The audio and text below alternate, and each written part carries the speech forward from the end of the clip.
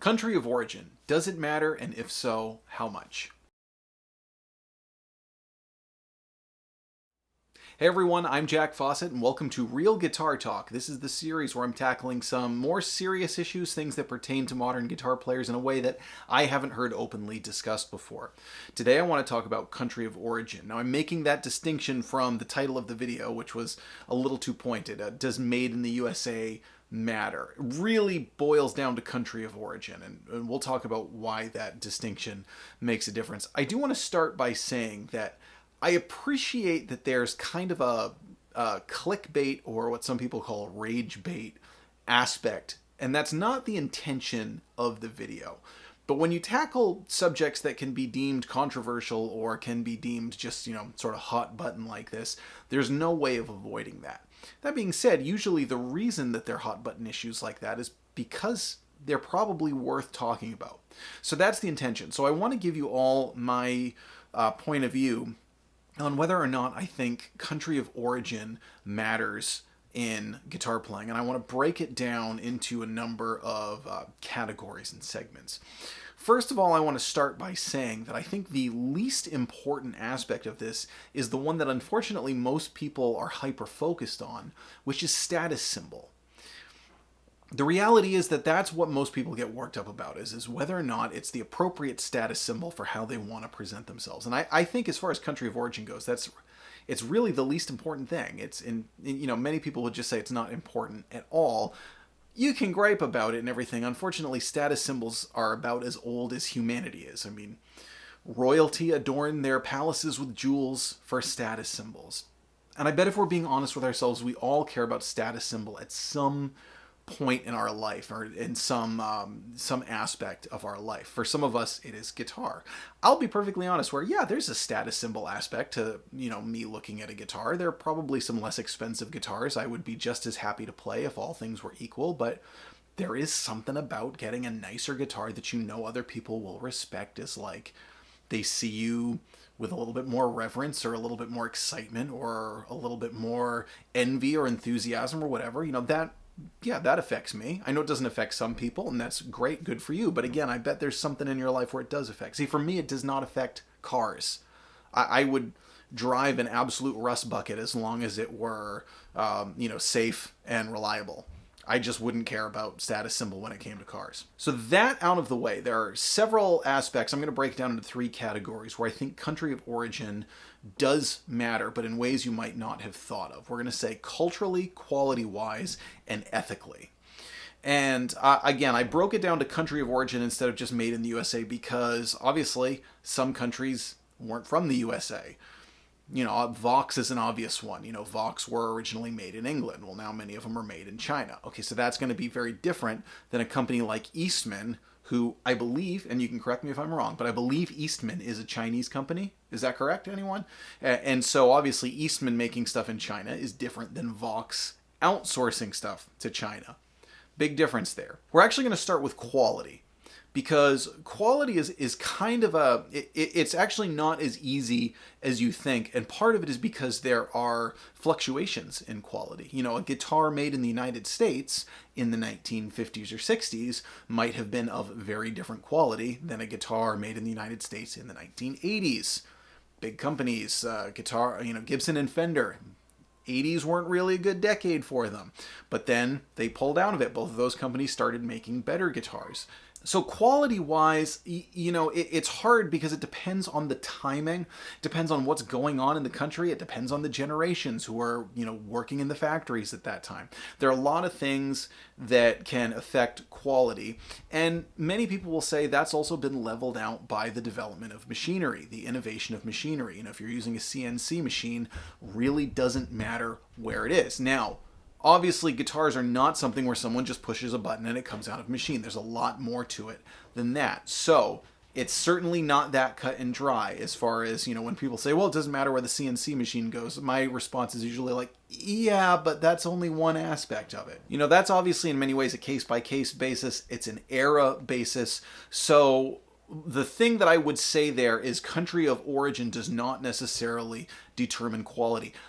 Also, an important thing to mention is when it comes to some of the countries that are viewed poorly for quality. A good friend of mine who knows a lot more about this than I do actually mentioned that, some of the workers, the factory workers in some of these countries that are looked down on for quality are very anxious to prove that they can make something at a high level. The issue is that if it's a company outsourcing, they're outsourcing for a reason. They're outsourcing because they can get it for cheaper from that country. And they don't care about quality. So these people in these factories and these companies, they make it to the way that it's being ordered, as opposed to what their capabilities are. So saying something that's coming from Indonesia or China is lower quality isn't necessarily a reflection on the workers or the workers' ability. It's really just a reflection on the economics of it, the business functionality of it. Next, we're going to talk about culturally. Now, this is an important one to remember because I think a lot of people get worked up, particularly in modern times, for that very reason, about putting a country down because of the people or the culture or whatnot, and saying, well, if you don't want something from that country, it's just because you're hung up on all these things or whatever. I want to say it's totally okay, I think even respectable, it's kind of an old world value, to want to support products that are made where you come from. People don't seem to care about that anymore, and I think part of it is because of the massive industrialization of the world, the massive level of consumer products that are being pumped out from a number of different locations. People stopped caring about that like they would have 40, 50 years ago, and of course even further back than that. But if you say, I'm an American, I like to support stuff that's made in the USA because I'm an American. And I might spend more on something that's made in America just because it's made in America. Even if it's not objectively better quality-wise than it is from someplace else, it's really just that I want to support my home country. We should be looking at the world in these kind of like concentric circles that keep going out. It's like, the first thing you do is take care of your family. Then after your family, you take care of your community, and then the circles kind of keep getting bigger. Well, your country is going to be in a circle that's right here versus someone else's country is going to be in a circle that's out there. It doesn't mean you don't care about the people in those other countries. It doesn't mean that you hate them or that you want them to, be worse off or have resentment or anything like that. It just means I want to support my homeland. It's the same as saying, hey, I want to support a local business instead of buying something from one of the big retailers. It's really just another aspect of that. So I don't think it's a bad thing to say, and I don't think we should be shaming people for having the attitude of, I want to buy something that was made in my home country just for the sake of that, just for the sake of supporting where you're from and having a sense of national pride. If you're from the UK and you want to buy a Marshall that was made in England versus one of the ones that was made in China or Vietnam or the other places where they're made, it's great. And you should be proud of that. You should be proud that Marshall came from England. If you're a fan of Hofner and you're German, you should be proud that this is one of the German companies, and so on and so forth. I think that's an old world value that's been lost that is really okay the more you think about it. Now, the last one is ethically. This one is arguably the most important. It's also the most difficult. And the reason is because the more you think about it, the more complicated it gets and the harder it is to get evidence. I do worry about worker conditions in other countries where I don't know what their standards of living are, where I'm aware that there are governments that have some pretty serious issues, including committing human rights violations in certain areas and aspects. It's very difficult to find evidence of workers' exploitation from where we are. It's a huge world, and if those sorts of things are happening, they're also not going to be very forthcoming about it. It's not like something you can usually just go out and be like, okay, don't buy from this factory because they're treating people like crap and they're all killing themselves. Every so often stories come out that these things are happening, but they involve deep investigative journalism, and usually at the journalist's, peril to reveal this stuff.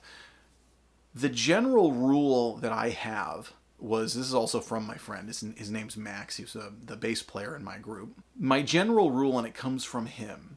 It's actually not a rule so much as something he said that really kind of has always stuck with me, which is the cheaper something is, the more misery the person making it experienced. And I think that's particularly true if you're talking about something high quality and something that needs hands on it. You know, when you're making a guitar, at a certain point, someone's hands have to be on it.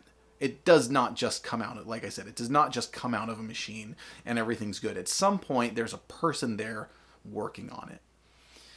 And that really, kind of the way he said that, that's always stuck with me. And so the cheaper a guitar is, particularly if it's a good guitar, I just have a lot of question marks. And I feel kind of this sense of ghostly guilt of like, this is great, and I it's cool to be able to get a guitar for not a lot of money, but I don't want to have that opportunity at the expense of someone else's humanity. You're talking about another human being on Earth that we can't see that may have gone through some serious suffering to bring that product. Now, here's why it's hard. It's not just the evidence of that. Again, it's the more you look into this, the more complex it gets. So let's say, let's say I'm going to not ever buy anything from a country where I have concerns about human rights violations. The obvious one that I'm just going to come out and say it because I know it's what everybody's thinking is China. Here's the thing. Living in the world nowadays, it would be very hard to boycott anything made from China. It's just household products, clothing. You look at so many things that are made in China. So in order to just say, I don't want to support that, you'd have to go through a massive, probably lifestyle change and pay a lot more money for a lot of products that you otherwise have pretty easy access to. So it's hard to talk about this and not have a certain level of hypocrisy to it. Many people, I know people who will comment on it and say, just like, well, I'd never buy a guitar made from China, and they're making the comment on their phones, which were made in China. So it's very, very hard to really stick to that. Again, I go back to, like, if you're aware that, hey, something's probably bad going on with this, I would say don't get it. And if you say, I want to generally avoid something that was made in a certain place because I have questions, I think that's better than just buying things willy-nilly, without maybe necessarily going whole hog boycott or something like that. But, to make it further complicated, let's also say something's made in America. Well, where did all the parts come from? How much of it was made in America? How much of it was assembled in America? Right down to some of you talk about a guitar, like where did the pots come from? Where did the electrical components come from? Where were those sourced from? Did those come from a factory where someone was being exploited? It's really difficult to know. So the best thing to do is to use your common sense. And if you have any sort of question mark about red flag, maybe it's worth saying, yeah, I'm going to spend a little more because I just don't feel comfortable that someone wasn't going through hell on earth in a factory somewhere to make this. Now, that also being said, there are factories in the United States where people aren't treated very well. There are probably factories everywhere in the world where people aren't treated well. If you know the history of the United States, we were one of the first countries to go through this sort of growing pain. With the massive development of industry and industrial factories in the late 1800s and then in the early 1900s, and outside the factories, learn about the coal strikes, learn about the food industry. My boy Teddy, he fixed a lot of that. My point is that it's a massively complex issue. It's, I think, probably the most important issue. I do not want to play a guitar and enjoy something where someone was having a really, really hard life to build it. So that's what I have to say about all this. Please let us know what you think. I am going to probably futilely ask you all to keep it civil in the comments. I know there are going to be people who have their minds made up either way on either side of the issue, but there are going to be a lot of people in the middle who are like, yeah, maybe some of these points I hadn't thought about. If you have an extra point to add in, please feel free to do so. I'm Jack Fossett. Remember to like, share, and subscribe, and we'll see you next time.